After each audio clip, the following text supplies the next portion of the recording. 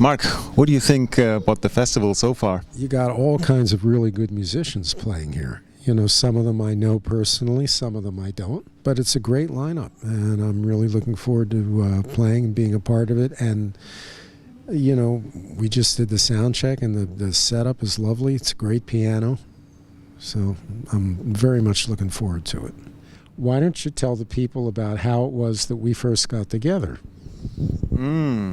I see what you're doing. That was kind of an accident in a way. I was subbing for Joey Barron in the trio, which was an honor.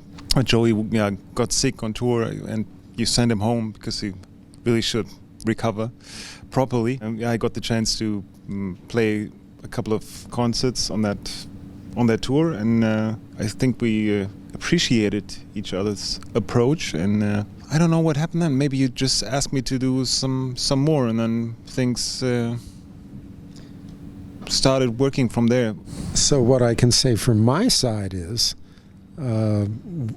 we had a drummer who was ill just at the beginning of a tour, and I had to scramble to find not one, but any drummers I could to cover the gigs.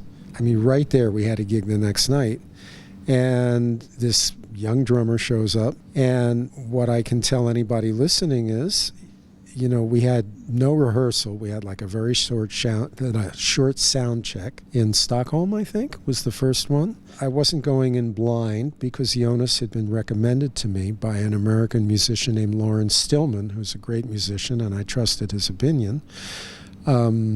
But all I can tell anybody listening is that we started playing the first tune of the first gig, and we finished the first tune, and Drew, the bass player, looked over at me, and he had this big smile on his face.